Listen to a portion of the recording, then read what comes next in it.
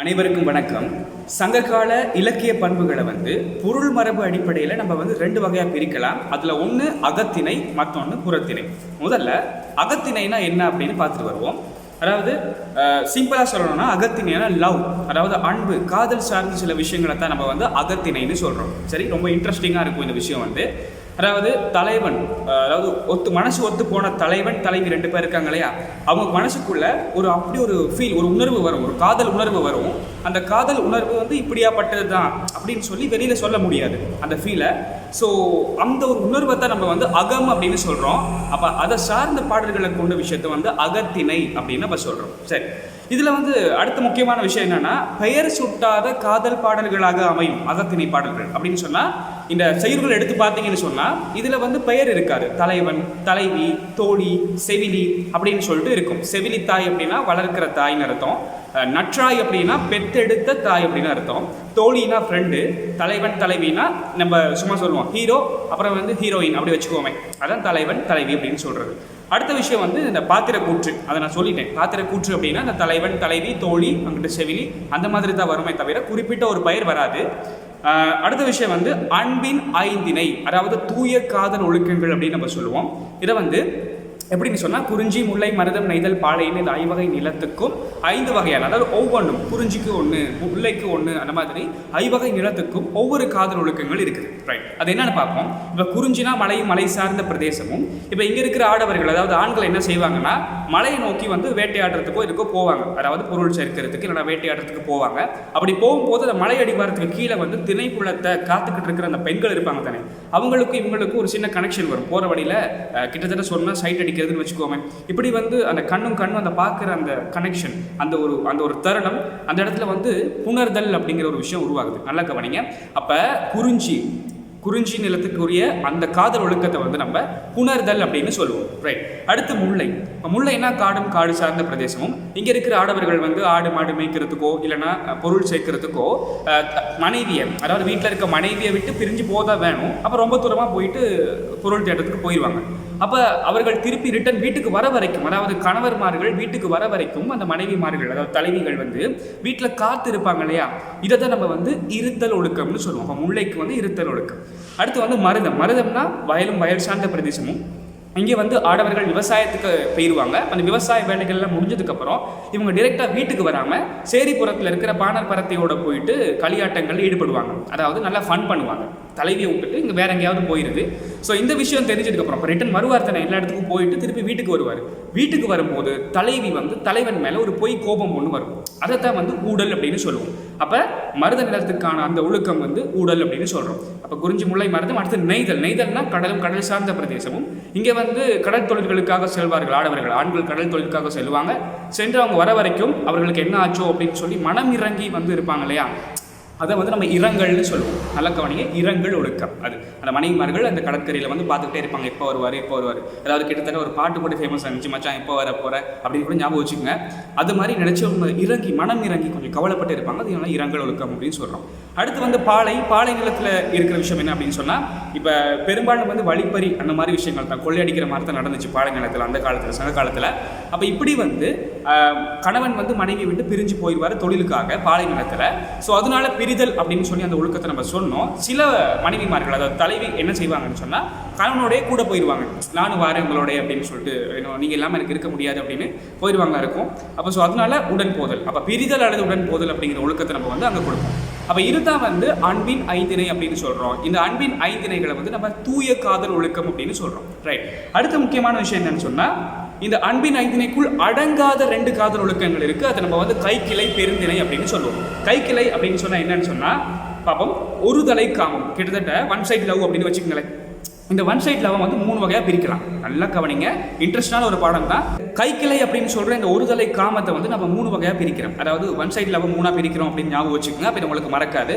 அதில் 1வது பருவமே அடையாத ஒரு பெண், அதாவது ஒரு பேதைன்னு சொல்லுவோம். பருவமே அடையாத ஒரு பெண் மேலே வர்ற ஒரு தலை காதல். இவர் எப்படின்னா, பருவமே வராது, அதாவது அந்த பெண் ஒரு சின்ன பெண்ணாக இருக்கும், அவங்க மேலே லவ் பண்ணிட்டு இவர் அவங்கள நினச்சி அவள் தேவதடா அந்த மாதிரி ஏதாவது ஒரு விஷயம். இப்போ ஃபார் எக்ஸாம்பிள் ஒரு படத்துலலாம் வரும், அஞ்சலடா, அந்த மாதிரி அவங்கள பற்றி பெருமையாக அவங்களே பேசிக்கிட்டு இவங்க சந்தோஷப்பட்டுக்குவாங்க, ஆண் மச்சான் அப்படி அப்படின்னு சொல்லி. ஸோ இது ஒரு ரகம்.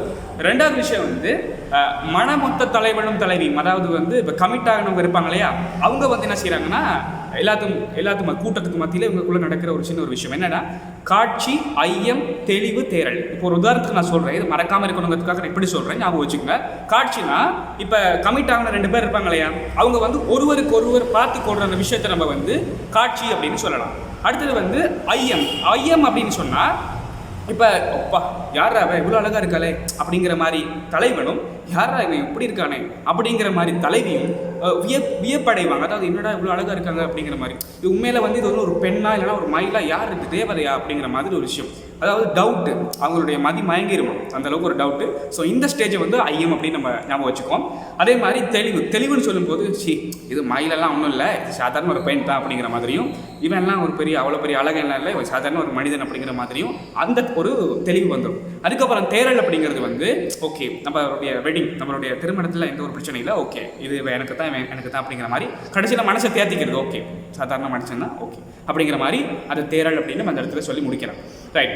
அடுத்த விஷயம் வந்து அடுத்த ஸ்டேஜ் வந்து கொள்ளேறு தழுவுதல். இது வந்து அந்த எருதுகளை அடக்குனா தான் உனக்கு நான் திருமணம் செய்து வைப்பேன், அந்த மாதிரி சில விஷயங்கள்லாம் இருந்துச்சு அந்த காலத்தில்.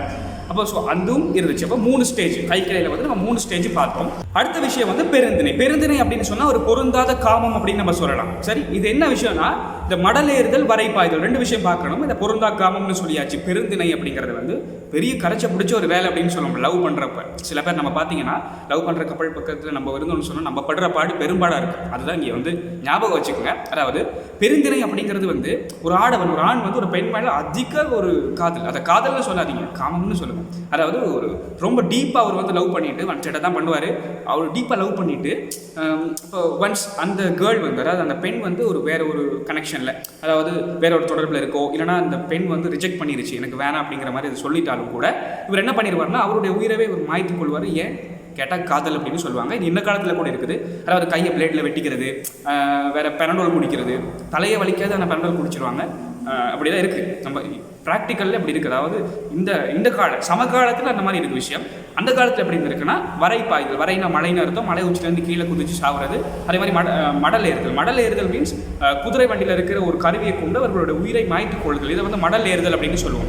அதே மாதிரி அவங்கள வந்து சாக அடிச்சுக்குவாங்க காதலுக்காக. இதை வந்து நம்ம பெருந்திணைன்னு சொல்கிறோம். அதனால தான் இதை நான் வந்து ஒரு பொருந்தா காமம் அப்படின்னு சொல்கிறோம். சரி, அடுத்த முக்கியமான விஷயம் அகப்பாடல்களை, அதாவது அகத்திணை பாடல்களில் வந்து முதல் கருவுரி அப்படிங்கிற ஒரு விஷயத்தை பயன்படுத்திருப்பாங்க. அதாவது முதல் அப்படின்னு சொன்னால் ஐவகை நிலத்தையும் பொழுதுகளையும் குறிக்கும். ஐவகை நிலத்தையும் பொழுதையும் குறிக்கிறது தான் முதல் அப்படின்னு சொல்லுவோம். இதில் வந்து பொழுதுகளை வந்து சிறு பொழுது, பெரு பொழுது அப்படின்னு சொல்லி நம்ம பிரித்து 2ஆக பார்ப்போம். அடுத்தது கரு அப்படின்னு சொன்னால் ஐவகை நிலத்தில் இருக்கிற தெய்வம், மரம், பூ, தொழில், அந்த மாதிரி நிறைய விஷயங்களை நம்ம வந்து பார்க்குறோம். அதெல்லாம் வந்து கரு அப்படின்னு சொல்லுவோம்.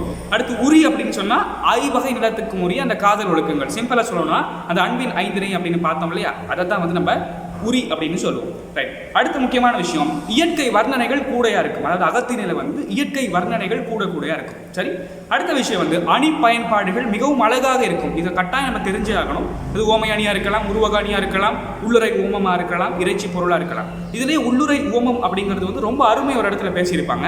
அது என்னன்னு சொன்னா நல்லா பாருங்க.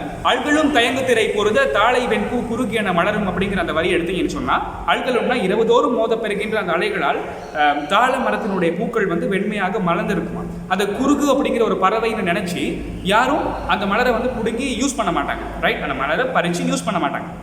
ஸோ அது யூஸ் பண்ணாதனால அந்த மலர் இப்படி வீணாக போயிட்டு அது சும்மாவே வீணாக போகுதோ, அதே மாதிரி தலைவியினுடைய நலனம் வந்து தலைவன் வந்து பார்க்காம, தலைவன் வந்து அந்த நலனை அனுபவிக்காமல் அது சும்மா வேஸ்ட் ஆகுது அப்படிங்கிற மாதிரி சொல்கிறது. இது உள்ளுரை ஓமம். உள்ளுக்குள்ள ஒரு விஷயத்தை வச்சுக்கிட்டு வெளியில் சொல்கிறது. அதாவது இது ஓமை அணி மாதிரி தான், பட் அந்த ஓமை உறுப்பு நேரடியாக வெளிப்படாது. இது உள்ளுரை ஓமம் அப்படின்னு நம்ம சொல்லலாம். ரைட். அடுத்த முக்கியமான விஷயம் வந்து இறைச்சி பொருள். இறைச்சி பொருள் அப்படின்னு சொன்னால் சிக்கன் இல்லை, இங்கே வந்து இறைச்சி பொருள் அப்படிங்கிறது வந்து இந்த நான் எப்படி சொல்கிறேன், கன்று தன் பயமுலை மாந்த முண்டிட்டிணை பிடி உண்ணும் அப்படிங்கிற அந்த வரி எடுத்துக்கங்களேன்.